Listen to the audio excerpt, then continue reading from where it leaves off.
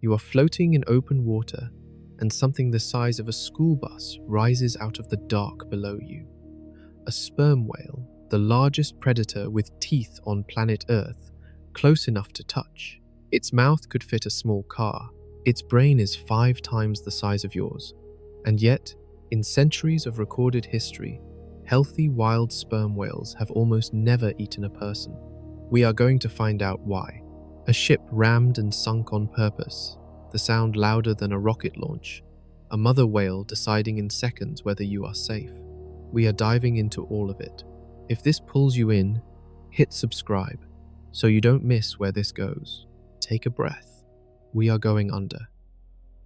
Picture floating in water so deep you cannot see the bottom. No boat close by, no cage, just you, and blue that goes on forever. Then the water changes. A shape rises from below, slow and massive, like a school bus lifting out of a swimming pool. It is a sperm whale. Your heart is pounding. Every instinct says swim, but something strange happens instead. The whale slows down. It tilts its head, almost like it is studying you. This is a real thing that happens to divers around the world, and it has been recorded on camera more than once. Here is the part that surprises people most. Sperm whales are the largest predator with teeth on the entire planet. Bigger than any shark. Bigger than any land animal that hunts. Their jaws are lined with teeth the size of bananas. And still, healthy wild sperm whales almost never attack humans in open water like this. Scientists have studied this animal for centuries, and the pattern holds up again and again. A sperm whale can crush a giant squid without much effort. It can dive deeper than almost any mammal alive. Yet when a small, slow, breakable human floats nearby, it usually just watches. Sometimes it comes closer, gentle and curious, like a dog sniffing a new visitor in the yard. Why? That question is the heart of this entire story. We know the whale is not scared of you. At 60 feet long, it has nothing to fear from a swimmer. We know it is not confused either. Its brain processes sound and shape better than almost any animal on Earth. So if it is not fear, and it is not confusion, something else is going on inside that enormous head. To understand it, we have to go back in time first. Because there is one famous exception to this gentle pattern. One moment in history where a sperm whale did something violent on purpose. That story explains almost everything about how this animal actually thinks and why it usually chooses peace instead of attack. It happened on a wooden ship far from any coast in 1820. A whale, hunted for hours, turned around and did something no one on board expected. It did not run. It did not dive away. It aimed straight at the ship, like a decision had been made. That single moment shaped how the entire world sees this animal, all the way to today. It even inspired one of the most famous novels ever written. But the true story is stranger and more human than the fiction. The whale in that story was not a monster hunting people for fun. It was something else entirely.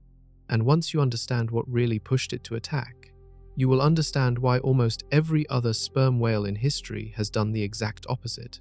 We are about to go back to that ship and to the water around it, where the difference between a gentle giant and a furious one came down to a single choice made by people, not by the whale.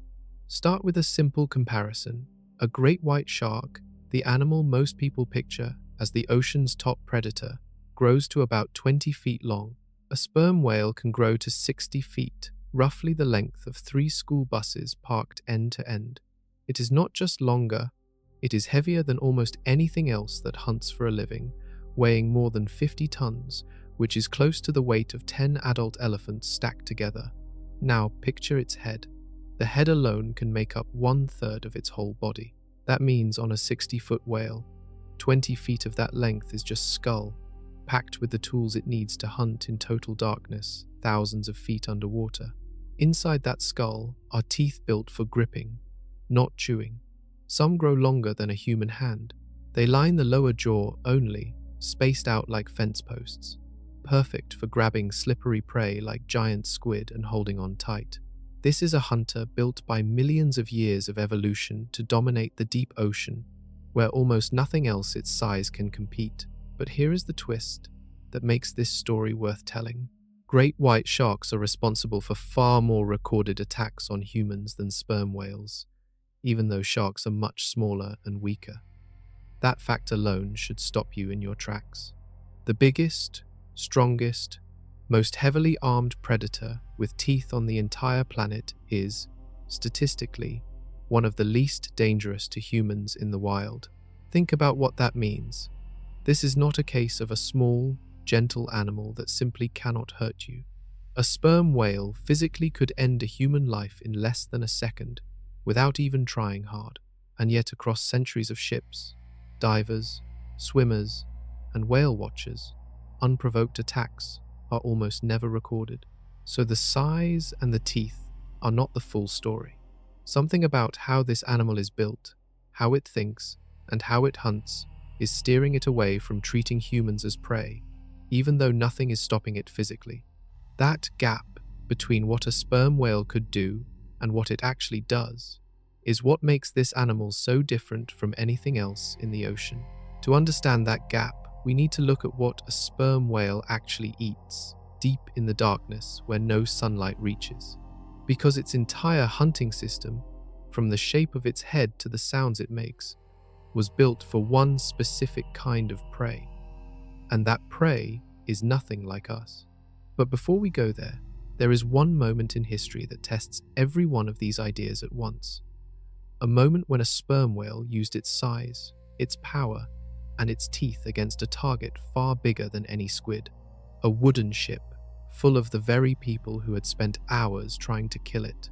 In 1820, a whaling ship named the Essex sailed deep into the Pacific Ocean, thousands of miles from land. Its crew hunted sperm whales for a living, chasing them down in small rowboats and stabbing them with handheld harpoons. This was normal work at the time. Whale oil lit lamps across the world, and a single whale could be worth a fortune. That day, the crew spotted a pod of whales and lowered their boats to attack. Harpoons flew, whales panicked and dove. It was a hunt like hundreds before it. Then something happened that nobody on board had ever seen. A massive sperm whale, far larger than the others, surfaced near the ship itself. It did not flee. It floated still for a moment, watching. Then it turned, picked up speed, and swam directly at the Essex like a runaway train aimed at a wall.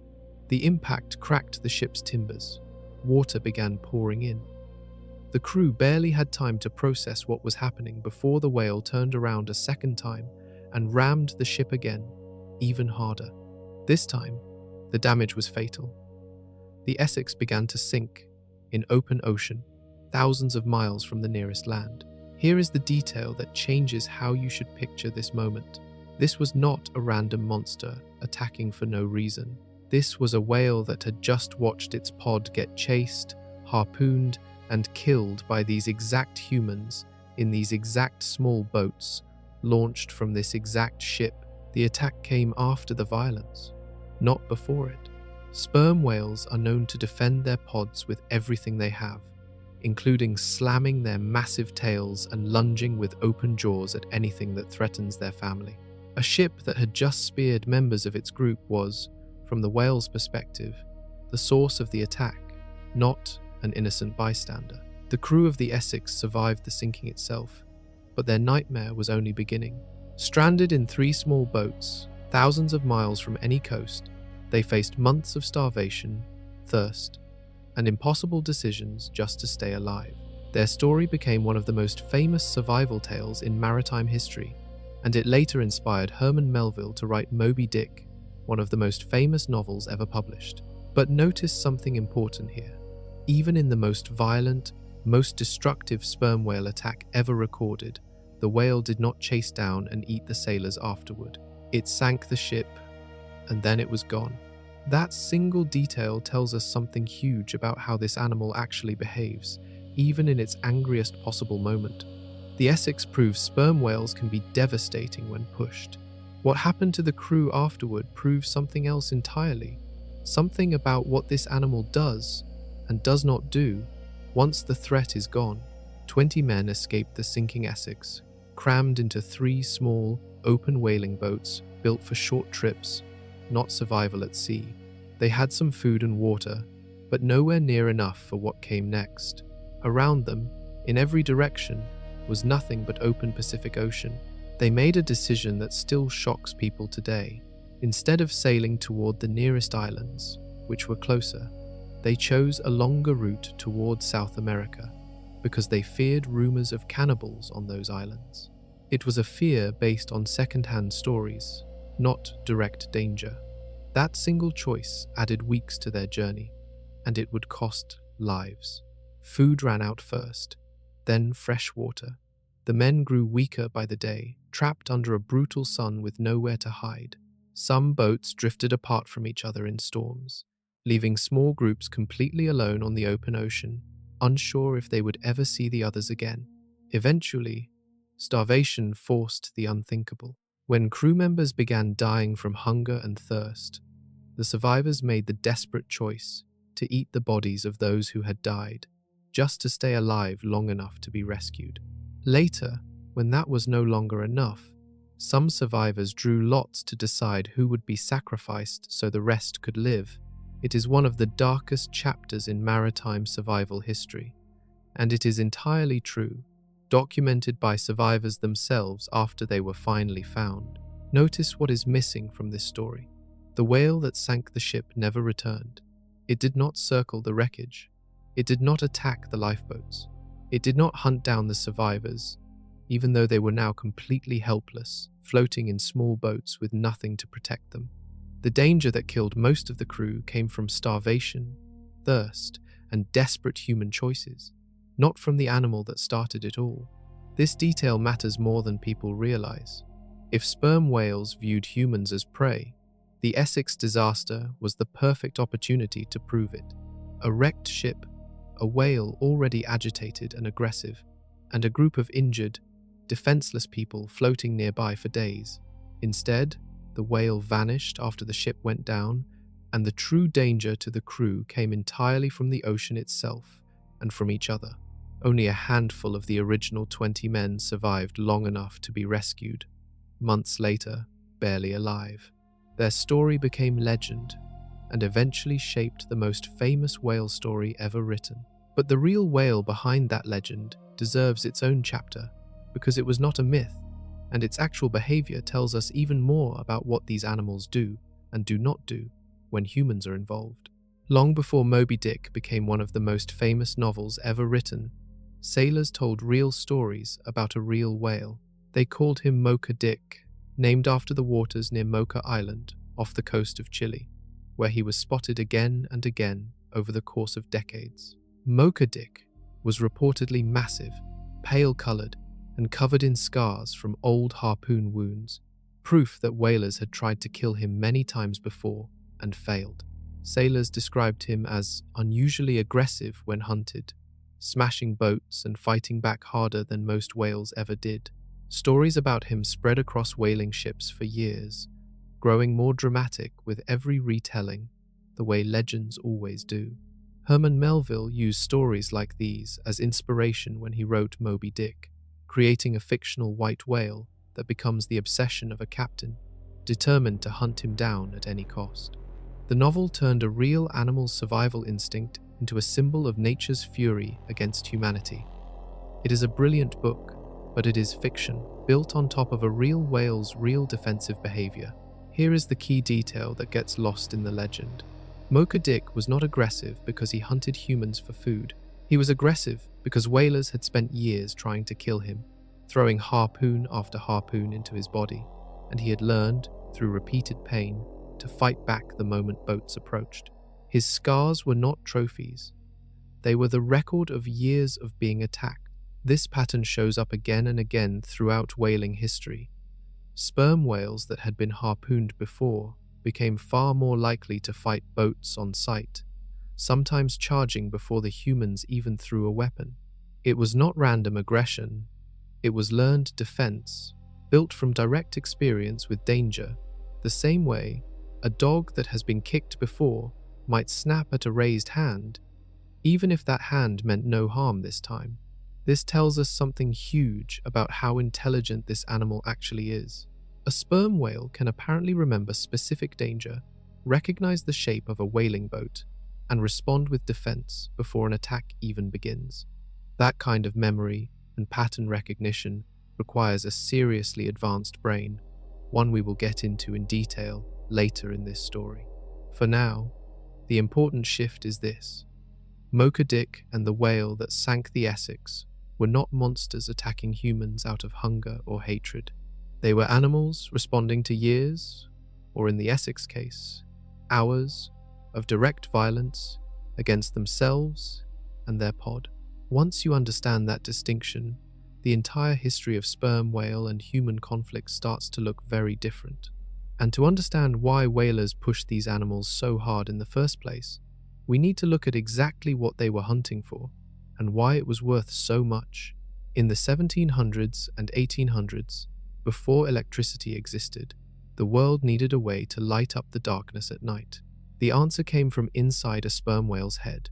A waxy, oily substance called spermaceti burned cleaner and brighter than almost anything else available, making it one of the most valuable resources on Earth. A single large sperm whale could carry up to 500 gallons of this substance in its head, worth a small fortune once it reached shore. That kind of money turned whaling into a massive global industry, sending thousands of ships out across every ocean on the planet, all hunting the same animal for the same prize. Whaling ships would spot a pod from a distance, lower small rowboats packed with men, and chase the whales down using hand-thrown harpoons, tools that required getting dangerously close to an animal the size of a school bus. It was brutal, exhausting, and deadly work for both the whales and the sailors. Over roughly 2 centuries, whalers killed an enormous number of sperm whales across the globe, pushing the species toward the edge of extinction by the time commercial whaling finally slowed down in the 20th century. Entire pods were wiped out. Populations that once filled the oceans in huge numbers were reduced dramatically, and it took decades of protection before their numbers began to recover. Here is what makes this history so important to our story. For roughly 200 years, the primary interaction between humans and sperm whales was violence, initiated entirely by us. Every harpoon thrown, every pod chased down, every whale killed for oil happened because humans decided this animal was worth more dead than alive. And yet, despite 2 centuries of being hunted relentlessly by our species, sperm whales as a whole never developed a pattern of hunting humans back. Individual whales like Mocha Dick fought back hard when directly attacked, and the Essex proved a cornered, panicked whale could be devastating. But there was no era of sperm whales attacking swimmers on beaches, or stalking fishing boats for food, or treating humans as prey, the way we so easily treated them. That is a strange kind of restraint, when you really sit with it. An animal capable of ending human life in seconds, hunted mercilessly by our species for 200 years, still did not turn around and start hunting us back as a general pattern. Individual defense during an active attack, yes. Revenge hunting afterward, essentially never recorded. To understand why, we need to look at exactly what happens inside a sperm whale in the middle of an attack, because being harpooned triggers something very specific and very different from ordinary hunting behavior. That difference is the key to this entire mystery. Imagine being stabbed with a spear the size of a javelin while swimming, then dragged by a rope attached to your own body. That is essentially what a harpoon strike felt like to a sperm whale during the whaling era. Pain, panic, and a rope now tying the animal to the very humans who just hurt it. In that moment, everything changes inside the whale. This is not an animal calmly deciding to hunt. This is an animal in a full-body survival response. The same kind of fight-or-flight reaction that happens inside a human when we are suddenly attacked. Heart racing, muscles flooded with energy, focus narrowed entirely onto the immediate threat. Historical accounts from whalers themselves describe what happened next. Harpooned sperm whales would slam their massive tails against the water hard enough to shatter wooden boats. Some would lunge with open jaws at the nearest boat or person, using their teeth and their sheer size as weapons. This is exactly the kind of defensive lunging that led to injuries and deaths among whaling crews across the centuries. But notice the pattern hiding inside that description. The whale was not searching the ocean for a boat to destroy. It was reacting, directly and immediately, to the exact source of its pain in the middle of an active attack against it. Once a whale broke free of the rope, or once the immediate threat was gone, the aggressive behavior generally stopped. It did not become a whale on a permanent mission to destroy every ship it saw afterward. This is a crucial difference between defensive aggression and predatory hunting. A predator hunting for food searches out prey, stalks it, and pursues it across distance and time because it needs to eat. A defensive animal reacts explosively to a direct threat, and then that reaction fades once the danger is gone. Sperm whale aggression toward humans falls almost entirely into that second category, triggered by direct physical attack, not by hunger or by viewing humans as food. This distinction explains something that might otherwise seem confusing. How can an animal be capable of sinking a ship in one century and be famous for gently allowing divers to swim beside it in another? The answer is that these are not contradictory behaviors from an unpredictable animal. They are two completely different situations. One is a life or death defensive response to direct violence. The other is a calm, curious animal with nothing threatening it at all. Once whaling slowed down and direct attacks on sperm whales became rare, that violent defensive trigger essentially disappeared from most encounters. What was left underneath it, once you strip away centuries of harpoons and rage, turns out to be a very different kind of animal. To understand that animal, we need to look at the one part of its body built for pure destruction and ask why it almost never gets used on people at all. A sperm whale's head is not just big, it is structurally built like a weapon. Inside that massive skull sits a dense, fibrous block of tissue, packed tightly enough that some scientists believe it functions almost like a battering ram, capable of delivering enormous force in a direct collision, similar to what happened during the Essex attack. Think about what that means physically. This is an animal that can, if it chooses, ram a wooden ship hard enough to crack its hull and sink it in minutes. Compare that to a human swimmer or a small fishing boat, and the size difference becomes almost absurd. If a sperm whale genuinely wanted to harm a person using its head alone, there would be essentially nothing that person could do to stop it. And yet, across recorded history, there is no significant pattern of sperm whales ramming swimmers, divers, or small recreational boats the way they rammed the Essex. Whale watching operations around the world report thousands of encounters every year. Boats and whales sharing the same water, often at close range, without violent collisions being the normal outcome. This is worth sitting with for a moment. The tool for destruction exists, the size advantage exists, the physical ability to end an encounter instantly exists. But the pattern of actually using that tool against humans in ordinary encounters essentially does not exist outside of the rare, specific, provoked situations we have already covered. Compare this to how the head actually gets used in the wild, away from humans entirely. Male sperm whales have been observed using head-to-head impacts during fights with rival males, competing for mates the same way deer might clash antlers. That is where this battering ram design shows up naturally, in competition with other sperm whales, not in random encounters with a completely different species. This tells us something important about how a sperm whale seems to categorize the world around it. Rival male, worth a serious physical fight. Attacking whaling boat, worth a violent defensive response. Small, curious human floating nearby, doing nothing threatening at all, apparently not worth using this weapon on whatsoever. That kind of selective response is not random. It suggests an animal capable of assessing a situation and choosing a reaction that fits it, rather than an animal that simply attacks anything smaller than itself on instinct. Sharks, by comparison, sometimes bite objects simply to investigate what they are, occasionally mistaking humans for prey in the process. Sperm whales do not appear to make that same mistake, which raises a fascinating question. If they are not confusing us for food, what exactly are they seeing when they look at a human in the water? To answer that, we need to understand what a sperm whale actually eats and where humans do or do not fit into that picture at all. Inside the massive head of a sperm whale sits an organ found in no other animal on Earth, quite like it, packed with a waxy, oily liquid called spermaceti. Early whalers, cutting open whale heads for the first time, mistook this milky substance for reproductive fluid, which is actually where the whale gets its unusual name from. Even though scientists have since proven that guess completely wrong, what spermaceti actually does inside a living whale is still not fully understood even today.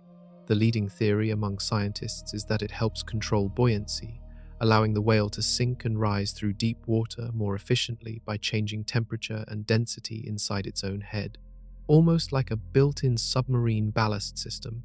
Other researchers believe it also plays a role in focusing the whale's powerful sound clicks, something we will explore in depth soon. Whatever its natural purpose, spermaceti became one of the most valuable substances on Earth once whalers realized what it could do for humans. It burned cleaner and brighter than most other available fuels, making it perfect for lamps, and it also worked beautifully as a lubricant for machinery during the early industrial age. A single large whale could yield up to 500 gallons of it, an amount worth serious money at ports around the world. This single organ, sitting quietly inside a whale's skull for its own biological reasons, ended up driving one of history's largest hunting industries.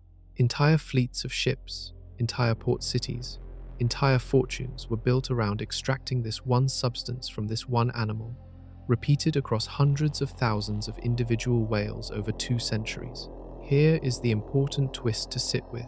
The very thing that made sperm whales so valuable to humans, and therefore so relentlessly hunted, had absolutely nothing to do with the whale seeing humans as food, or humans seeing whales as food either. This was not a predator versus prey relationship at all. It was humans extracting a resource from an animal's body, the same basic relationship humans have with cows for leather, or trees for lumber. That distinction matters because it reframes the entire history we have been building through this story so far. Sperm whales were hunted almost to extinction, not because of some natural rivalry or food competition with humans, but because one organ inside their heads happened to be extremely useful for lighting oil lamps. The violence that followed, harpoons, chases, occasional deadly retaliation, like the Essex, all stemmed from that one industrial demand, not from any natural predator relationship between our two species. Once you understand that the entire conflict was built on resource extraction, not competition for food, it becomes much easier to understand why peaceful encounters became the norm again once large-scale whaling slowed down.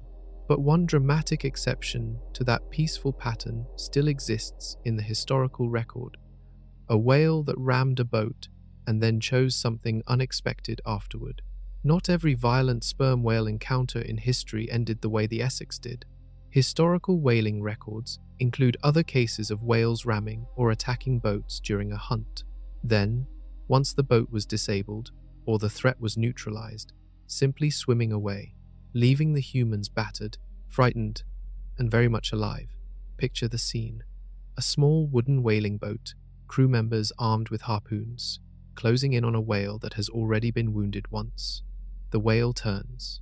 It smashes the boat with its tail or its head, sending men into the water, destroying the vessel's ability to continue the chase. And then, instead of finishing what many people might expect a furious, cornered predator to finish, the whale simply leaves. This pattern appears across multiple historical whaling accounts, not just one isolated story. A wounded, threatened whale would neutralize the immediate danger to itself using overwhelming physical force, and then disengage entirely once that danger was gone, rather than continuing to attack the now helpless humans floating in the water around the wreckage. Compare this to how an actual predator behaves when hunting prey for food. A shark that successfully disables its target does not swim away out of mercy. It finishes the hunt because the entire point was to eat. A lion that knocks down a gazelle does not wander off afterward. The behavior we are describing in these whale encounters looks nothing like predatory hunting. It looks exactly like defensive combat, where the goal was always safety, never food. This detail is easy to miss inside dramatic stories about whales destroying boats, because the destruction itself is what gets remembered and retold. But the choice that happens after the destruction, the decision to leave rather than continue attacking helpless humans in the water, might actually be the most important part of the entire story. Think about what that decision requires.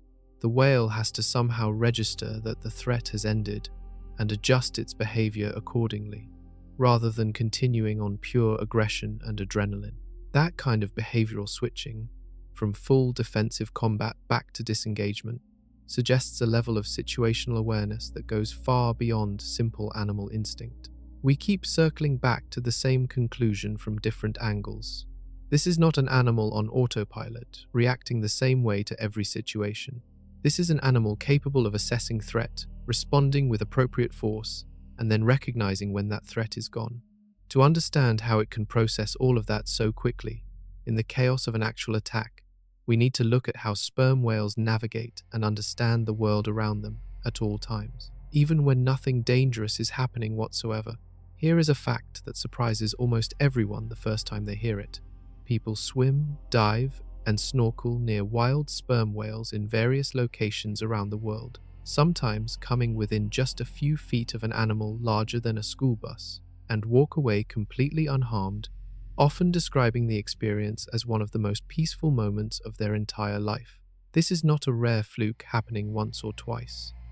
Whale watching and swim with whales operations exist specifically because this pattern holds up consistently enough to build entire businesses and safety guidelines around it. Guides do maintain careful distance and safety rules, because these are still enormous wild animals capable of accidental harm through their sheer size and moving tails. But the pattern of deliberate, food-driven attacks on swimmers essentially does not appear in the historical or scientific record. Compare this again to sharks, an animal roughly 1/10 the size of a sperm whale in most cases. Sharks are responsible for far more recorded bites and attacks on swimmers worldwide, most of them believed to be cases of mistaken identity, where a shark bites once, realizes a human is not its usual prey, and releases. Sperm whales do not appear to make that same mistake in the first place, and it likely comes down to how differently these two animals are built to sense the world. A shark often relies heavily on quick visual movement and vibration in the water to trigger a strike, which can lead to fast, instinctive mistakes when something unfamiliar moves nearby, like a human swimming at the surface. A sperm whale, on the other hand, relies on an incredibly sophisticated sound-based sensing system, one detailed and precise enough to map out the exact size, shape, and density of an object from a distance before ever getting close enough to touch it. That difference matters enormously. It means a sperm whale likely knows exactly what a human is in detail long before physical contact ever happens. There is no moment of mistaken identity the way there sometimes is with sharks, because the whale's internal picture of the swimmer is already extremely accurate before it even approaches. Whatever decision it makes about how to interact with that human is made with full information, not confusion. This raises a genuinely fascinating question. If a sperm whale can identify exactly what a human is, from a distance, using sound alone, and it still chooses curiosity over aggression again and again, that choice starts to look less like tolerance and more like recognition of something. Some researchers and experienced divers describe these encounters as feeling deliberate, even gentle, as though the whale is choosing to be careful around something it recognizes as fragile. One story in particular captures this pattern perfectly, a case where a sperm whale did not just tolerate a human nearby, but appeared to actively include them in a moment of calm curiosity, treating the encounter almost like a greeting between two different kinds of minds meeting in open water. Divers who have spent time near wild sperm whales often describe a very specific, unforgettable moment. The whale stops what it is doing, turns its enormous head, and looks directly at them, holding that position for several seconds, sometimes longer, almost like it is taking a photograph in its mind. In multiple documented cases, sperm whales have approached divers slowly, without any sign of aggression, circling gently or hovering nearby, seemingly out of pure curiosity rather than any hunting behavior. One widely shared video shows a massive sperm whale approaching a diver, then gently easing closer, moving with careful, controlled motion despite its enormous size, the way someone might approach a small animal they did not want to startle. Even more remarkable are documented cases of sperm whales appearing to seek out help from humans. In one account, a diver encountered a sperm whale that seemed to be requesting assistance, freeing itself from fishing line or a hook tangled around its body. The whale positioned itself calmly near the diver, seemingly allowing the human to work at the entanglement, rather than thrashing away in fear or striking out in aggression, despite being an animal that could easily have ended the encounter with a single movement. Stop and think about what that actually requires. An animal large enough to destroy a boat, encountering a source of pain and restriction on its own body, chose to stay calm and essentially cooperate with a much smaller, much weaker creature attempting to help it. That is a genuinely remarkable display of trust, especially from a species with a documented history of violent defensive reactions when humans have harmed it in the past. This is where the story starts to feel almost impossible to believe, except that it has happened enough times, documented on camera, described independently by different divers in different oceans, that scientists take these patterns seriously rather than dismissing them as coincidence. Researchers studying sperm whale behavior increasingly describe these animals as displaying something close to genuine curiosity about humans, rather than simple tolerance. Curiosity implies an active interest, a desire to investigate and understand something new, rather than just an absence of aggression. That distinction matters because it suggests these whales are not just failing to see us as a threat or as food. They may actually be interested in us, the same way a dolphin often approaches boats out of apparent playfulness rather than pure survival instinct. If that is true, it means the story of sperm whales and humans is not really a story about predator restraint at all. It might be a story about an intelligent, curious animal choosing connection over conflict, whenever the circumstances allow it to make that choice freely. To understand how a brain capable of that kind of choice actually works, we need to go inside the whale's head itself, into the sensing system that lets it understand everything around it without ever needing to see it with its eyes. Drop 1,000 feet below the ocean surface, and sunlight is already gone completely. It is total darkness, the kind your eyes never experience anywhere on land, even at midnight. Yet sperm whales hunt successfully in water even deeper than this, thousands of feet down, in complete blackness, finding fast-moving prey with incredible precision every single time. They do it without relying on their eyes at all. Sperm whales actually have fairly poor eyesight compared to many other animals, which makes sense, because eyesight is nearly useless once sunlight disappears completely. Instead, they built an entirely different system for understanding the world, one based entirely on sound. Here is how it works. A sperm whale sends out a rapid series of clicking sounds from its head, aimed forward like a flashlight beam made of sound instead of light. Those clicks travel outward through the water, bounce off anything solid nearby, whether that is a giant squid, a rock formation, a boat hull, or a human body, and return back to the whale carrying information. The whale's massive brain, the largest of any animal alive on Earth today, processes those returning echoes and builds an extremely detailed picture of everything around it: size, shape, distance, even internal density, meaning a sperm whale can likely tell the difference between solid bone and softer tissue just from how sound echoes back differently through each one. This system is called echolocation, and bats use a simpler version of it to hunt insects in the dark. But a sperm whale's version is far more powerful and precise, built for hunting in an environment with zero light and enormous water pressure, thousands of feet below where any submarine built by humans could easily be crushed. Think about what this means for every human encounter we have discussed so far. When a sperm whale approaches a diver or a swimmer, it is not squinting through murky water trying to figure out what it is looking at. It already knows, in incredible detail, long before it gets close. It has effectively scanned that human from a distance, the same way a doctor's imaging machine might scan a patient, learning size, shape, and structure without ever needing to touch them. This changes how we should picture every gentle encounter we have talked about throughout this story. The whale is not stumbling into curiosity by accident, confused about what it has found. It is making an informed choice, based on a complete and detailed picture of exactly what a human is, built from sound alone. And the tool it uses to build that picture happens to be the loudest sound produced by any living creature on planet Earth. A sound so powerful that scientists once worried it might be dangerous to use anywhere near a person at all.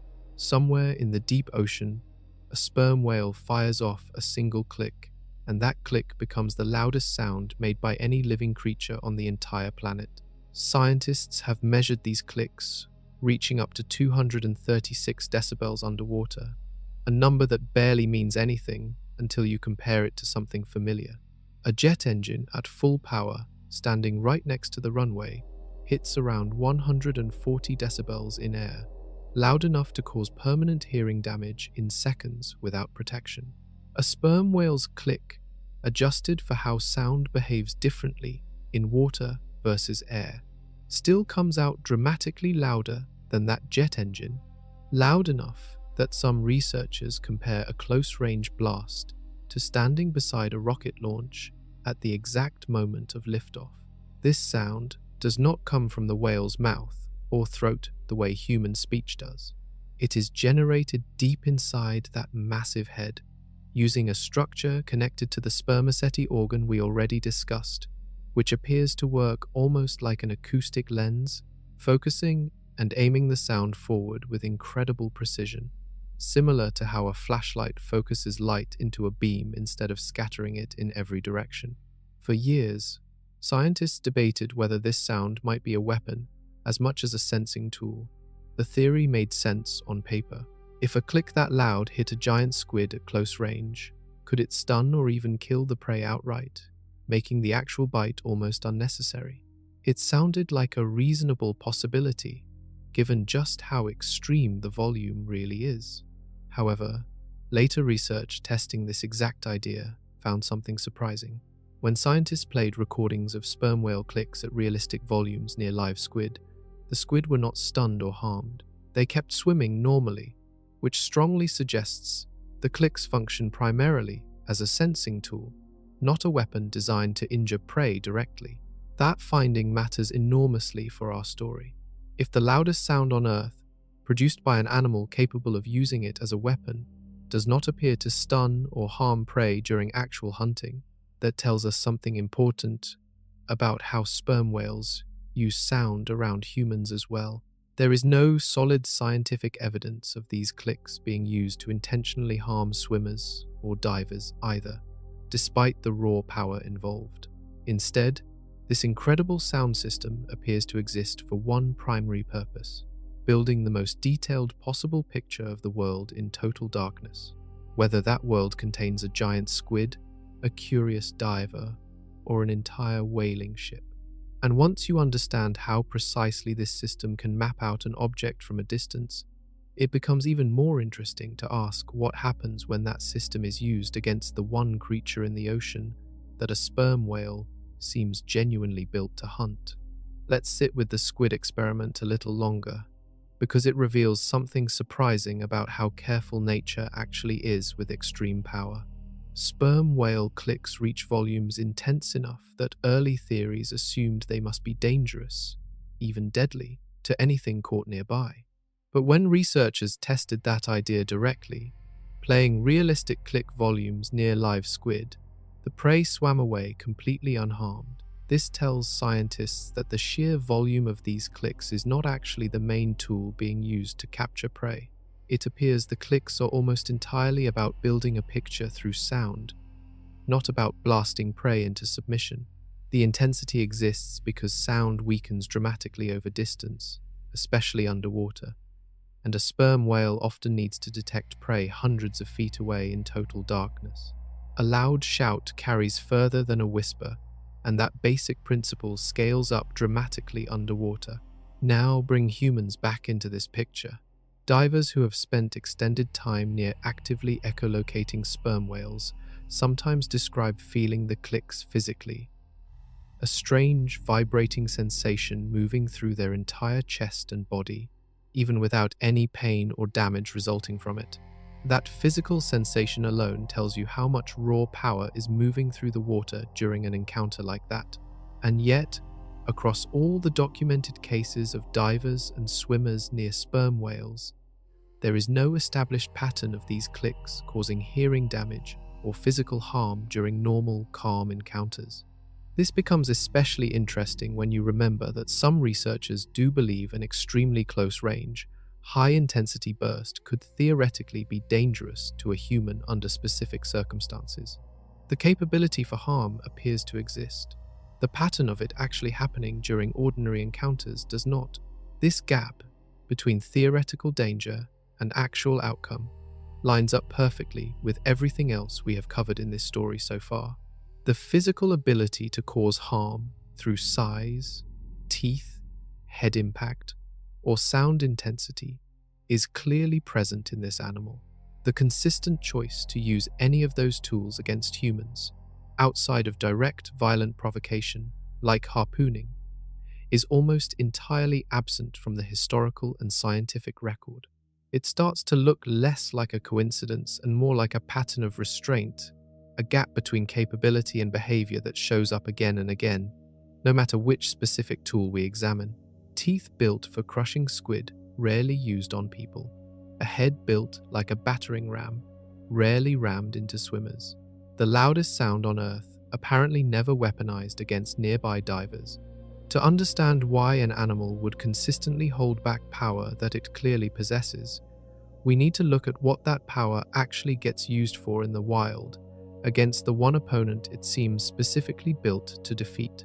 Because the relationship between a sperm whale and its true prey reveals just how intense this animal's hunting instinct can really become when it is actually switched on. Deep below the surface, in water so dark and so cold that few creatures survive there at all, sperm whales hunt one of the strangest, most mysterious animals on the entire planet. The giant squid can grow enormous, with eyes larger than dinner plates and arms lined with hundreds of sharp, gripping suckers, built specifically to fight for its life against exactly this kind of predator. For centuries, humans had never even seen a giant squid alive in its natural habitat. Almost everything scientists knew about this creature came from studying the scars left behind on sperm whales, circular marks from squid suckers found across their heads and bodies, sometimes in staggering numbers, proof of countless violent underwater battles happening far beyond human eyes. This is where a sperm whale's hunting instinct actually gets switched on at full intensity. Down in that crushing darkness, the whale uses its echolocation to track a giant squid across the void, closing the distance, using speed and precision built over millions of years of evolution specifically for this exact task. Once close enough, the whale does not simply bite blindly. Researchers studying this behavior have documented whales performing a rapid twisting maneuver, flipping upside down in the water to create a powerful suction effect, strong enough to pull prey in from several feet away, almost like a vacuum cleaner built into a 60-foot animal. It is an efficient, specialized hunting technique, refined for exactly one type of prey in exactly one type of environment. The fight itself is often not one-sided. Giant squid do not simply surrender. Those scars found across whale heads prove a real struggle happens. Arms wrapping and gripping, suckers tearing at skin, in a battle happening thousands of feet below any light. This is a true predator versus prey relationship, complete with real risk, real force, and a real fight for survival on both sides. Now, compare that entire picture to every human encounter we have covered throughout this story. There is no equivalent chase, no equivalent twisting maneuver aimed at a person, no equivalent suction attempt, no scars documented from human encounters the way they are documented from squid battles. The full predatory hunting behavior that clearly exists inside this animal, precise, aggressive, and built through millions of years of evolution, appears to switch on specifically for squid and appears to stay switched off around humans almost entirely. That contrast is powerful. It shows us exactly what this animal looks like when it is actually hunting with full intent, so we can compare it directly to how it behaves around us instead. And those visible scars, carried across a whale's face for life, tell an even bigger story about survival, memory, and just how tough this animal really has to be to survive in its own natural world. Look closely at photographs of wild sperm whales, and you will notice something almost every single adult shares. Their heads and bodies are covered in circular scars, evidence of countless close encounters with giant squid across a lifetime spent hunting in total darkness thousands of feet underwater. Some of these scars come from suckers alone, leaving faint round marks. Others come from something more intense, hooks. Certain squid species have small, sharp hooks lining their arms in addition to suckers, capable of tearing deeper into a whale's tough skin during a violent struggle. The result is a whale carrying a permanent, visible record of every major fight it has survived, written directly onto its body. For scientists, these scars became an unexpected research tool. Before modern cameras existed that could capture footage of a live giant squid in the deep ocean, researchers studied these exact scars, along with squid remains found inside the stomachs of dead, beached whales, just to understand what these mysterious creatures even looked like. In many ways, the sperm whale's own battle scars taught humans about an animal we could not observe directly ourselves. Think about what surviving this life actually requires.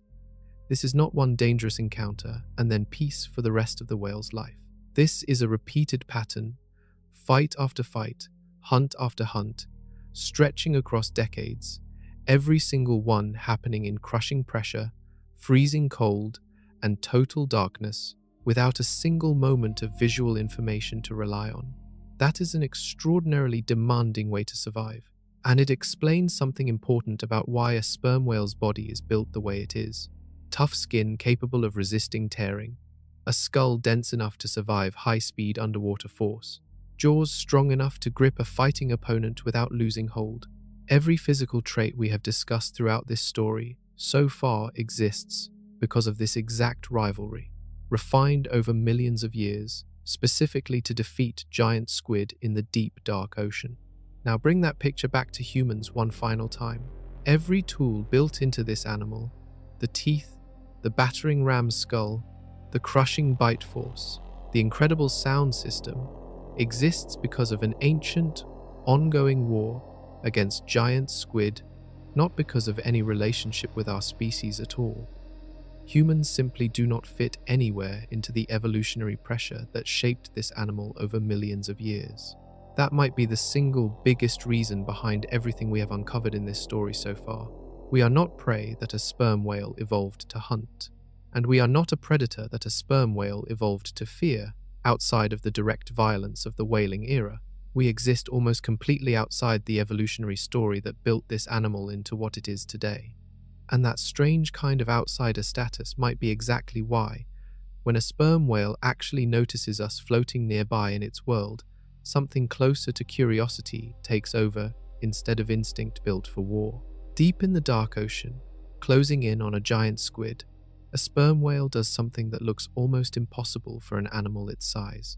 It flips its entire body upside down in a fast, controlled twist, then opens its jaw and creates a sudden, powerful suction, strong enough to pull prey in from several feet away without ever needing to fully chase it down. Researchers who track this behavior using digital tags, small devices temporarily attached to a whale's skin, have recorded this exact upside-down spinning motion happening again and again during real hunts. It is not clumsy or accidental. It is a refined, repeated technique, the same move performed with precision every single time the whale closes in on a target. Think about what this actually solves for the whale. Giant squid are fast, slippery, and built with strong, gripping arms lined with suckers and sometimes hooks. Chasing one down directly, teeth first, invites a dangerous close-range fight, arms wrapping around the whale's head, hooks tearing at sensitive skin. The suction method changes the entire equation. Instead of grabbing a fighting opponent head-on, the whale can pull it in fast, from a slight distance, catching it partly off guard before the real struggle even begins. This is precision hunting, built specifically for one very particular kind of prey, in one very particular kind of environment: total darkness, extreme pressure, an opponent capable of fighting back hard. Every part of this maneuver, the twisting motion, the suction, the timing, exists because millions of years of evolution shaped it around exactly these conditions. Now, here is the piece that connects back to everything we have already covered. This precise hunting maneuver, twisting, suction, timed for a fast-moving squid, has never been documented happening around humans. Divers who get close to sperm whales do not report being sucked toward the animal's mouth or watching a whale perform this twisting hunting motion nearby. The behavior appears to switch on specifically in the presence of actual prey and stays off during human encounters. That distinction matters because it shows this is not an animal that reacts to any nearby moving object with the same automatic hunting response. It is an animal running a specific, targeted program built for a specific opponent, and that program simply does not activate around us. Whatever is happening when a sperm whale approaches a human calmly, it is a completely different behavioral mode, not a hunting sequence with the final step missing. To understand just how much food this specific hunting method needs to bring in every single day, and how far humans fall from filling that need even a little bit, we have to look at the sheer scale of what a sperm whale actually eats to survive. A large sperm whale needs to eat roughly 3% of its own body weight every single day just to survive. For an animal that can weigh over 50 tons, that works out to somewhere around 1 ton of food every single day, day after day, for its entire life. Picture an entire small car's worth of squid and fish, eaten, digested, and gone, before the whale even starts the next day's hunt. To hit that number, a sperm whale cannot afford to be picky or slow. It needs abundant, reliable prey, something it can find in large enough quantities, in the right depths, consistently enough to actually meet that massive daily requirement. Giant squid, smaller squid species, and various deep-sea fish fit that need perfectly. They exist in huge numbers, at the right depths, and a whale's entire hunting system, from echolocation to that twisting suction maneuver, is built specifically to find and catch them efficiently. Humans do not fit into that equation anywhere. We are not abundant at the depths a sperm whale hunts. We do not exist in large, predictable groups a whale could return to repeatedly to meet a 1-ton daily need.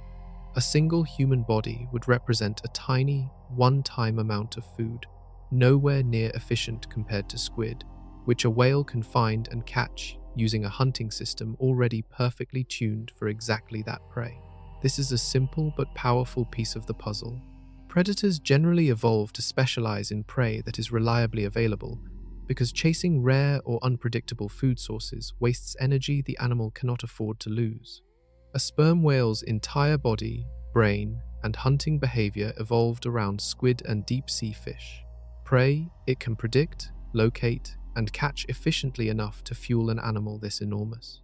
Humans, appearing rarely, unpredictably, and usually near the surface rather than in the deep, dark hunting grounds, where a sperm whale actually spends its time feeding, simply never became part of that evolutionary picture.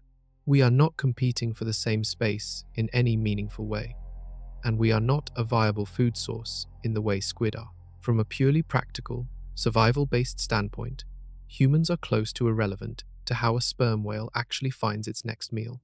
That practical irrelevance might be one of the simplest, least dramatic explanations behind everything we have explored so far, and sometimes the simplest explanation turns out to be the most important one. But food is only part of the picture. To really understand what a sperm whale can physically endure while hunting, we need to look at exactly how deep and how long this animal can disappear beneath the surface, chasing prey in a world almost no other mammal can survive in at all. Sperm whales rank among the deepest diving mammals on the entire planet, regularly reaching depths of over 3,000 feet below the surface, with some recorded dives going even deeper, deep enough that only a small handful of other species, mostly other whales and certain seals, can match them. To put that number into something you can actually picture, 3,000 feet is roughly the height of 2 Empire State Buildings stacked on top of each other, except pointed straight down into freezing, crushing darkness instead of up into open sky. At that depth, water pressure becomes intense enough to crush most man-made submarines, not specifically built to survive it. A sperm whale's body handles this pressure using specialized adaptations most other mammals simply do not have. Its ribcage can partially collapse under pressure without injury. Its lungs adjust dramatically, and its entire circulatory system reroutes blood flow to protect the most critical organs first, keeping the brain and heart supplied while less essential areas temporarily receive less. This is not something the whale consciously controls. It is an automatic, built-in survival system, refined by millions of years chasing prey into the deep, dark ocean. Even more impressive than the depth is the duration. Sperm whales can hold their breath for well over an hour during a single dive, some recorded dives stretching close to 2 hours long. Compare that to a trained human free diver who might hold their breath for several minutes under extreme, carefully practiced conditions. A sperm whale does this routinely, multiple times a day, as a completely normal part of finding its next meal. Think about what this means for the whale's daily life. Every single hunting trip involves descending into an environment more hostile than almost anywhere else on Earth, navigating total darkness using sound alone, fighting dangerous prey capable of causing real injury, and doing it all while holding a single breath for longer than most people could survive underwater at all. This is an animal built for extremes in every possible direction. Extreme size, extreme depth, extreme sound, extreme endurance. And yet, despite all of that raw extremity, the pattern we keep returning to holds steady. None of these extraordinary abilities appears to get weaponized against humans in ordinary encounters. To understand how an animal capable of enduring conditions this brutal still seems to choose gentleness around something as fragile as a human, we have to look inside its skull, at the organ responsible for processing everything it experiences down there in the crushing dark. Let's slow down on that breath-holding number, because it deserves its own moment. A sperm whale can remain underwater for well over an hour on a single breath, sometimes pushing close to 90 minutes during a serious hunting dive, all while actively swimming, chasing prey, and fighting off resistance from squid that do not want to be caught. Compare that to something familiar. Early military submarines from the past sometimes needed to surface within similar windows of time just to refresh their air supply and manage onboard systems, despite being built entirely by human engineers with the specific purpose of staying underwater as long as possible. A sperm whale does something comparable, using nothing but its own biology. No machinery, no oxygen tanks, just an incredibly efficient body built through millions of years of evolution. How does it actually manage this? Part of the answer comes down to oxygen storage. A sperm whale's blood and muscle tissue can hold dramatically more oxygen than a human's can, acting almost like an internal fuel tank that gets slowly used up over the course of a long dive. Its heart rate also drops significantly once it begins diving, sometimes to just a few beats per minute, conserving energy by slowing down every system that is not immediately essential to the hunt happening in that moment. This slower, more patient internal rhythm might explain something else researchers have noticed about sperm whales more broadly. Compared to many other animals, including humans, sperm whales seem to operate on a naturally slower pace in several areas of their lives, including how quickly they communicate with each other, using those clicking sounds we will explore in more depth soon. A heart that beats just a few times a minute during a dive belongs to an animal whose entire internal clock runs differently from our own. Now connect this back to every encounter we have discussed. When a sperm whale approaches a diver calmly, unhurried, taking its time to look, to circle, to investigate, that behavior might not just be a personality trait. It could reflect something built into the whale's fundamental biology, an animal whose entire system, heart rate, movement, and internal pace is simply not wired for the same urgency most predators display during a hunt. An animal that can wait patiently in total darkness for over an hour on a single breath, hunting prey with careful precision rather than frantic urgency, might simply be built differently from the fast, reactive predators most people picture when they imagine dangerous ocean animals. And the organ managing all of this, timing every system, processing every returning echo, deciding every response, happens to be the largest and heaviest brain that has ever existed inside any creature on planet Earth. Inside the skull of a sperm whale sits the largest brain ever recorded in any animal, living or extinct, weighing up to 20 pounds. Picture holding a bowling ball in your hands. Then imagine something noticeably heavier than that, sitting inside a skull built specifically to protect and house it. To put that in direct comparison, a human brain typically weighs around 3 pounds. That means a sperm whale's brain outweighs ours by roughly 5 to 6 times, an enormous gap that immediately raises an obvious question. Does a brain that much bigger mean an animal that much smarter? Or does size alone not tell the whole story? Scientists studying this exact question have found that raw size is only part of what determines intelligence. What matters just as much is structure, how densely packed the neurons are, how complex the connections between different brain regions become, and how much of the brain is dedicated to processing information versus simply controlling a very large body. A larger animal generally needs a larger brain just to manage its bigger muscles and bigger nervous system, regardless of how clever it actually is. Even accounting for that, sperm whale brains show serious complexity in the areas connected to social behavior, communication, and sensory processing, particularly the regions responsible for handling all that returning echolocation information we discussed earlier, turning raw sound echoes into a detailed, three-dimensional picture of the surrounding world in complete darkness, in real time, while also swimming, hunting, and avoiding danger requires an enormous amount of active processing power. Researchers increasingly believe that sperm whale intelligence shows up most clearly in their complex social structures. Their ability to coordinate defensive strategies like the rosette formation we will explore soon, and their sophisticated communication system built from clicking patterns passed down through generations within specific family groups. Here is the piece that ties directly back to our central question. An animal with this much raw processing power, capable of building detailed mental maps from sound, remembering danger across encounters, and adjusting behavior based on specific situations, is exactly the kind of animal capable of recognizing the difference between a genuine threat and a harmless, curious human floating nearby. A less intelligent predator might react the same way to anything unfamiliar, treating every new object as a potential threat or potential meal by default. A sperm whale, with a brain built for nuance, complexity, and careful sound-based analysis, appears capable of something more sophisticated, actually assessing a situation individually rather than falling back on a single automatic response every single time.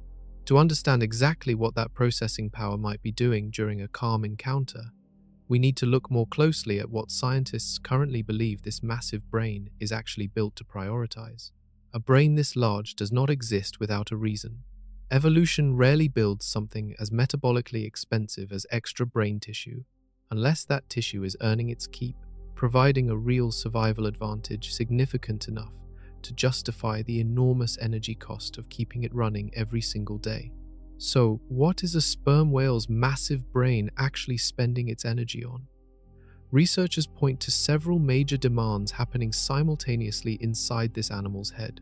First, there is the sheer processing power required for echolocation, converting thousands of returning sound echoes per minute into an accurate, detailed picture of the surrounding environment, fast enough to hunt successfully in total darkness. Second, there is social complexity. Sperm whales live in tight-knit, matriarchal family groups, maintaining long-term relationships, recognizing individual members of their pod, and coordinating group behavior during moments of danger, all of which requires serious cognitive investment. Similar to how primates with complex social lives, including humans, tend to have larger brains relative to their body size than less social animals. Third, there is communication itself.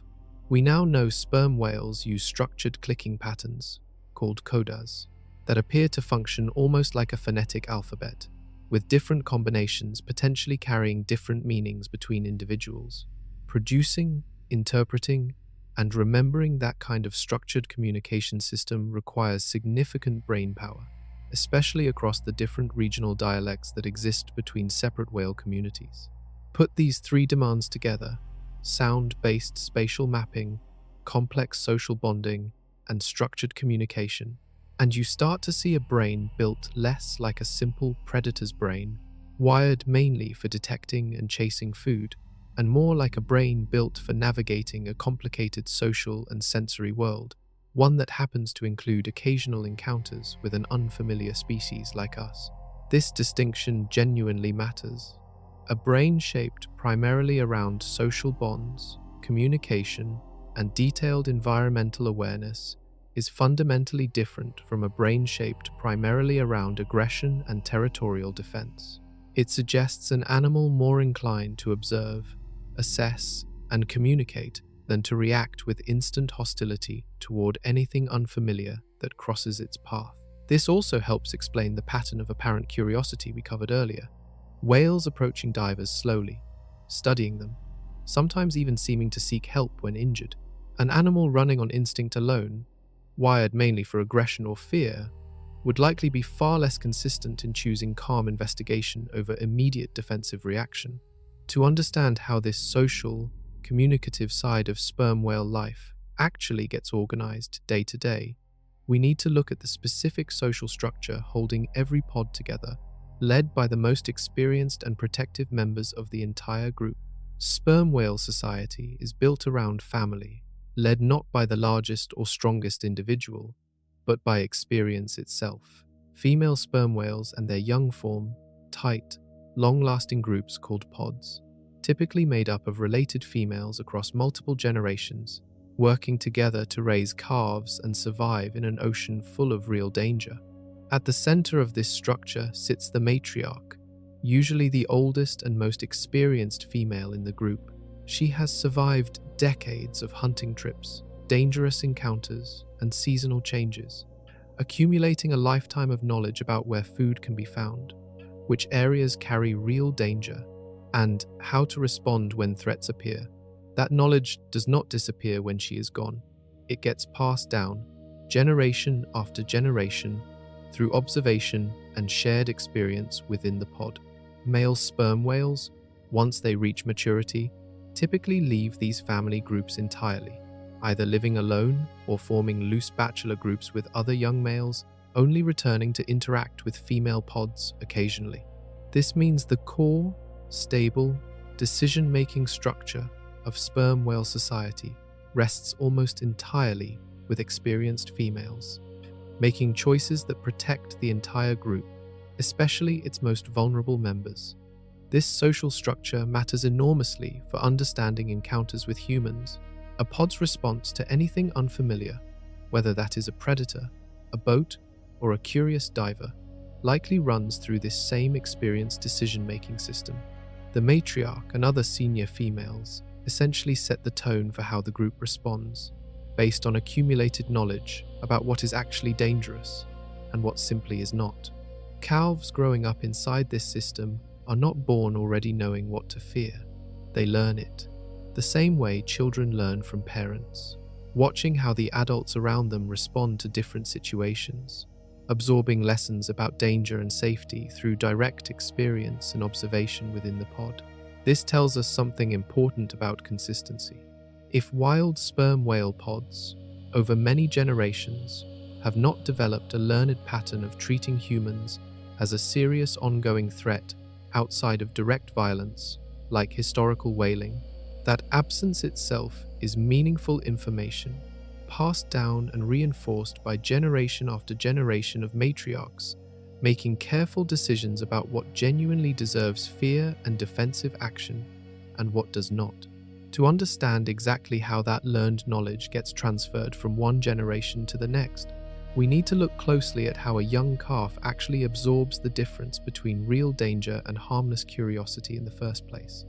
A newborn sperm whale calf does not enter the world already knowing what deserves fear and what does not. Like most highly social, intelligent animals, much of that critical survival knowledge gets learned over time, absorbed through direct observation of the adults surrounding it, especially its mother and the other experienced females sharing responsibility for its care within the pod.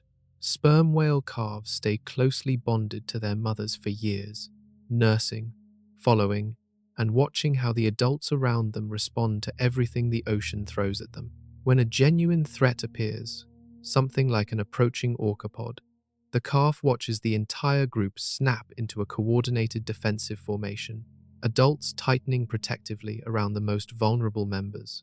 That reaction teaches the calf, through direct experience, exactly what real, serious danger actually looks like. Now compare that to how the same pod might respond to a calm, non-threatening presence nearby, like a slow-moving boat keeping respectful distance or an observing diver showing no aggressive behavior at all. If the adults around a calf do not react with alarm, do not trigger a defensive formation, and do not treat the moment as a threat requiring urgent action, the calf absorbs that lesson too, learning through observation that this particular kind of encounter simply does not belong in the same category as genuine danger. This kind of learned, socially transmitted behavior has been documented across many highly intelligent animal species, and researchers increasingly believe it applies strongly to sperm whales as well. Given their complex social structures and long-term family bonds, knowledge is not just instinct here, it is culture, passed down through direct experience and observation, shaped over generations by what each pod has actually encountered in its own specific region of ocean. This detail helps explain something that might otherwise seem inconsistent. Individual sperm whales in different parts of the world, with different histories of contact with humans, can show noticeably different comfort levels around boats and divers. A pod with a long history of calm, peaceful encounters may raise calves that show comfortable, curious behavior toward humans from a young age. A pod with a more difficult history involving real danger from human activity might raise calves that stay far more cautious and distant instead. That variation is not random or contradictory. It is exactly what you would expect from a species passing down learned experience through generations, rather than following one single fixed instinct that never changes. And that same learned, coordinated group behavior becomes most visible, most dramatic, and most important during the rare moments when a pod faces one of the only predators on Earth actually capable of threatening it directly. When real danger appears, a sperm whale pod does not scatter in panic. It comes together, executing one of the most coordinated group defense strategies documented anywhere in the animal kingdom, a formation researchers call the rosette, sometimes also described as the marguerite, named after the way flower petals arrange themselves around a central point. Here is how it works. Adult sperm whales arrange themselves in a tight circle, heads pointed inward toward the center, tails pointed outward toward the threat. The youngest, most vulnerable members of the pod get tucked safely into the middle of that circle, protected on every side by the bodies of the adults surrounding them. Facing outward, those powerful tails become the pod's primary defensive weapon, ready to strike anything that gets too close. This formation exists specifically because sperm whales, despite their massive size, remain vulnerable to one serious natural predator, orcas, also known as killer whales.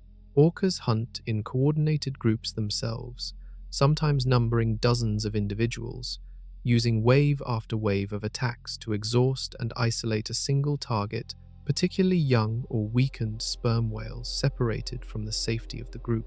Scientists observing these attacks have documented orcas using what researchers call a wound and withdraw strategy, striking briefly, retreating, then striking again, slowly wearing down the sperm whale pod's defenses over the course of hours. The rosette formation exists as a direct countermeasure, a coordinated group response built to protect the vulnerable by making it physically difficult for attackers to isolate any single individual from the rest. This is coordinated teamwork happening in real time, under extreme stress, between multiple individuals who must trust each other completely to hold their positions. That level of coordination requires more than simple instinct.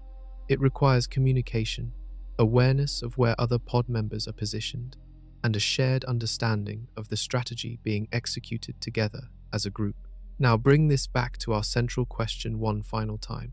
This is what real danger actually looks like to a sperm whale pod: a coordinated, sustained, physical threat from a predator specifically capable of killing them. Compare that intense, all-hands defensive response to how the exact same pods typically behave around calm, non-threatening human divers and boats, and the contrast becomes impossible to ignore. Whatever a sperm whale pod is assessing when a human approaches, it is clearly not registering the same category of danger that triggers this dramatic defensive formation. To understand exactly how intense that real danger can become, we need to look closely at what actually happens when orcas and sperm whales collide in open water. In October of 1997, scientists watched something rarely documented before or since: a coordinated attack by a herd of roughly 35 orcas against a pod of 9 sperm whales. Off the coast of Central California, what unfolded over the next 4 hours revealed just how serious a threat this predator actually poses to an animal many people assume has no real natural enemies at all. The orcas attacked in organized waves, small groups of 4 or 5 animals, striking, retreating, then striking again, slowly wearing down the sperm whale's strength and formation over time. Adult male orcas mostly held back, watching from a distance, only charging in at the very end to finish off a sperm whale that had already been seriously wounded and separated from the protective group. The sperm whales fought back using every defensive tool available to them, forming their rosette circle, positioning the most vulnerable members at the center, using their powerful tails to strike back at attacking orcas. But despite that coordinated defense, the orcas eventually succeeded in isolating one weakened individual, ending the encounter with a sperm whale death that researchers were able to observe directly. More recent encounters, documented by whale-watching operations off the coast of Western Australia, reveal an even stranger defensive tool. In at least one recorded orca attack, sperm whales released a massive cloud of reddish waste into the water, then thrashed their tails to spread it through the surrounding area, creating a disorienting, unpleasant barrier around the group. Researchers watched orcas retreat from the area shortly afterward, apparently deterred, at least partly, by this unexpected defensive tactic. These encounters prove something critically important for our story. Sperm whales are not invincible. They face real, serious, sometimes fatal danger from a predator specifically capable of coordinated, sustained attack. When that genuine threat appears, their response is dramatic, physical, and unmistakably defensive, involving their entire pod acting together under extreme stress. Now place that reaction directly beside the calm, curious behavior sperm whales typically display around human divers and boats. Covered throughout this story so far, the difference could not be more obvious. This is what a sperm whale pod does when it is actually being hunted by something dangerous. Nothing in the historical or scientific record shows that same coordinated, desperate, defensive response happening around ordinary human encounters. Whatever category humans fall into within a sperm whale's understanding of the world, it is clearly not the same category as orcas circling for a kill. To understand how sperm whales even communicate this kind of urgent, coordinated defense to each other in the first place, we need to look at the secret clicking language passed down through generations within every pod. Beneath the ocean surface, sperm whales are constantly talking to each other, using short, rhythmic bursts of clicks called codas. Unlike the long, steady echolocation clicks used for hunting, codas function specifically as communication, patterns of sound shared between individuals within a pod, carrying information researchers are only just beginning to understand. Each coda is brief, sometimes lasting less than a single second, made up of anywhere from 3 to around 40 individual clicks arranged in a specific rhythm. Scientists studying recordings from thousands of these codas discovered something remarkable, a level of structure and complexity that goes far beyond simple repeated calls. Whales appear to combine different codas together depending on context, adjusting rhythm, tempo, and even subtle sound qualities researchers compare to vowels in human speech. One recent breakthrough study, using artificial intelligence to analyze thousands of recorded codas, revealed patterns researchers describe as something close to a phonetic alphabet, a structured system where small building blocks combine in different ways to potentially create a much larger range of possible meanings, similar in basic structure to how human language works. Even though the underlying system is likely very different in practice, researchers still do not know exactly what any specific coda means in detail. This is not a fully translated language yet, and scientists are careful not to overstate what has actually been proven so far. But the underlying structure, timing patterns that appear to vary independently from sound quality, rhythm that can shift based on social context, strongly suggests these clicks are carrying real, meaningful information between individuals, not just random noise. Think about what this capability implies about the animal producing it. A communication system this structured, passed down and shared consistently within a specific social group, requires serious cognitive ability to produce, interpret, and remember accurately. This lines up directly with everything we have already covered about sperm whale brain complexity, their tight social bonds, and their coordinated group behavior during moments of danger like an orca attack. It also raises a fascinating question that connects directly back to our central mystery. If sperm whales are capable of this level of structured communication within their own species, how much of their calm, curious behavior around humans might involve some form of internal communication as well? Whales signaling to each other, coordinating how to respond to this unfamiliar creature floating nearby. We cannot fully answer that yet, but the deeper researchers dig into this clicking language, the more it becomes clear that different sperm whale communities do not all speak the same way, and those regional differences might reveal even more about how these animals understand their world and everything in it. Here is something that surprises even people who already know sperm whales communicate through structured clicking patterns. Different sperm whale communities around the world do not all use the same codas. They have distinct regional dialects, different collections of click patterns preferred by different groups, in ways researchers compare directly to human accents and cultural differences. Scientists studying sperm whale populations across different oceans have identified roughly 150 distinct coda types used globally. But any single regional group, called a clan, typically only uses a smaller subset of that full range, sometimes as few as 21 specific coda types repeated consistently within that particular community. A whale from one clan encountering a whale from a completely different clan, even in the same general area of ocean, would likely notice the difference immediately. The same way you might notice an unfamiliar accent from someone visiting from a different part of the world. Researchers studying this pattern describe it using a term usually reserved for humans, culture. A 2024 study, backed by a large research team studying decades of collected data, concluded that these dialect variations function as a genuine marker of group identity, helping different sperm whale clans distinguish themselves from one another even when they happen to share the same waters, similar to how different human, ethnic, or cultural groups might maintain distinct traditions even while living in the same region. This detail matters enormously for understanding sperm whale intelligence as a whole. Culture, in the way scientists use the term here, requires more than simple instinct.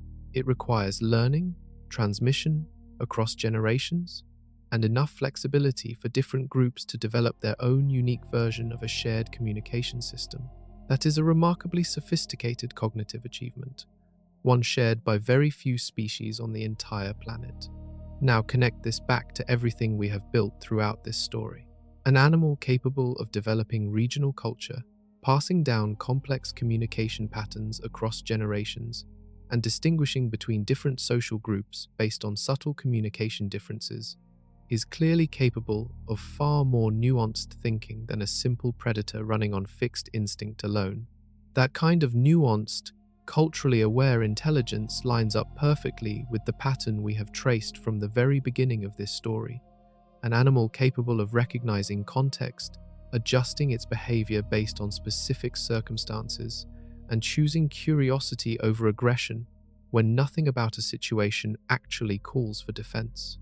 And nowhere does that pattern show up more clearly than in the growing number of documented cases where sperm whales have approached humans directly, seemingly on purpose, out of what increasingly looks like genuine interest rather than simple tolerance.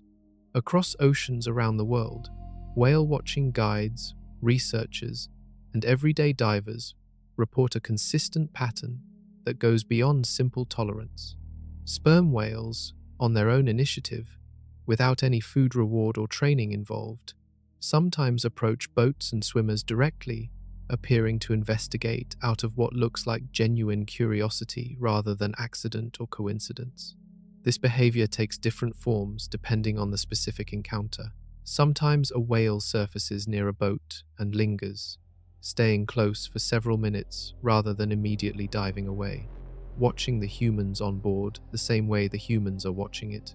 Other times, a whale slowly approaches a diver in open water, closing the distance gradually rather than rushing, giving every appearance of careful, deliberate investigation rather than a startled or defensive reaction. Researchers studying these encounters point out something important. This behavior does not match what you would expect from an animal that simply does not care about the presence of humans nearby. True indifference would likely look like whales ignoring boats and divers entirely, continuing their normal behavior without adjusting course or attention at all. Instead, many documented encounters show whales actively changing their behavior specifically because a human has entered their space, turning to look, slowing their movement, sometimes approaching directly. That distinction between true indifference and active curiosity matters enormously for how we should interpret everything covered throughout this story. An animal that does not register humans as significant would not bother adjusting its behavior around us at all. An animal that finds something worth investigating changes course, slows down, and pays attention. Exactly the pattern researchers and divers consistently describe. This lines up directly with everything we now understand about sperm whale intelligence, their massive brain, their complex social communication, their structured regional cultures, and their demonstrated ability to distinguish between genuine threats and harmless situations.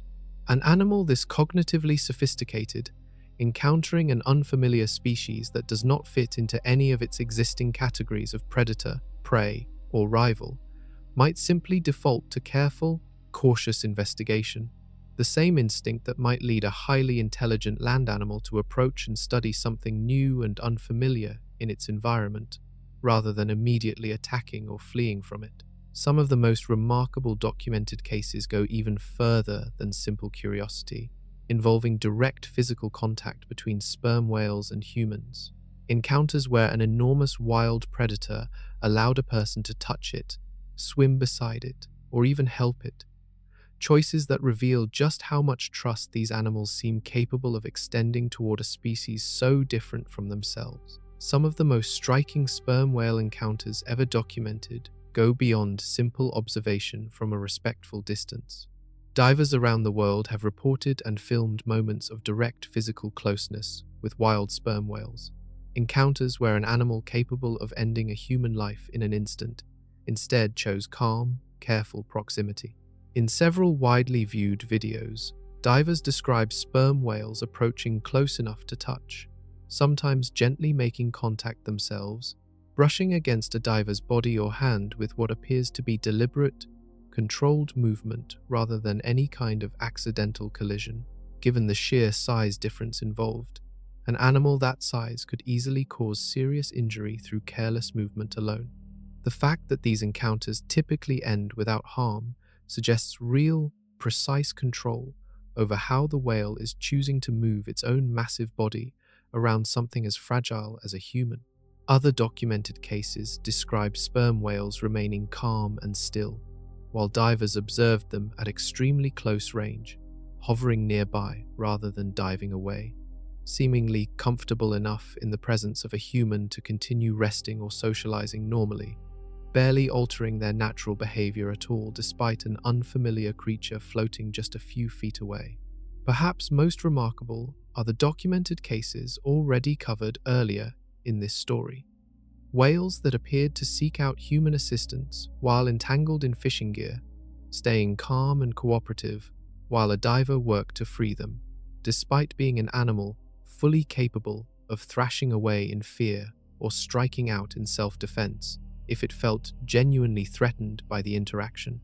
Marine biologists studying these patterns consistently emphasize a key point. These encounters remain rare enough, and wild sperm whales remain unpredictable enough as massive wild animals that no responsible expert recommends deliberately seeking out close contact without extreme caution and experienced guidance. Respect and distance still matter enormously when dealing with an animal this large and this powerful, regardless of how gentle these particular documented cases turned out to be. But taken together, across multiple oceans, multiple decades, and multiple independent observers, with no connection to each other, this pattern becomes difficult to dismiss as simple coincidence. Time after time, in different parts of the world, wild sperm whales have demonstrated the physical capability to harm humans instantly, combined with a consistent choice not to. Even during moments of direct, close physical contact, that combination, overwhelming physical capability paired with consistent restraint and apparent curiosity, brings us to the final piece of this entire story, the rare exceptions where something actually did go wrong, and what those specific cases reveal about everything we have covered so far. Across this entire story, we have focused mostly on the overwhelming pattern of calm, curious, non-aggressive sperm whale behavior toward humans. But a small number of genuinely dangerous encounters do exist in the historical record, and looking closely at them actually reinforces everything we have already uncovered, rather than contradicting it. The Essex disaster remains the most dramatic example. A whale that had just watched its pod get harpooned and chased, ramming a ship with enough force to sink it. Mocha Dick, the real whale behind the Moby Dick legend, developed a documented pattern of fighting back specifically against whaling boats, after years of being hunted and injured by exactly that kind of vessel. Historical whaling records include other cases of harpooned whales lashing out violently with their tails or jaws, injuring or killing sailors during the desperate, adrenaline-filled moments of an active attack against them. Look closely at every single one of these cases, and a consistent pattern emerges immediately. Every documented instance of serious sperm whale aggression toward humans traces directly back to the whale being actively harmed, threatened, or hunted first.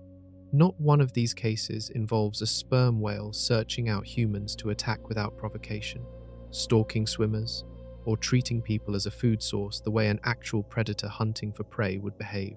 This distinction is not just an interesting detail, it is the entire key to understanding everything covered throughout this story. Fear-based defensive aggression, triggered by direct, immediate threat, looks completely different from predatory hunting aggression, triggered by hunger and a search for food.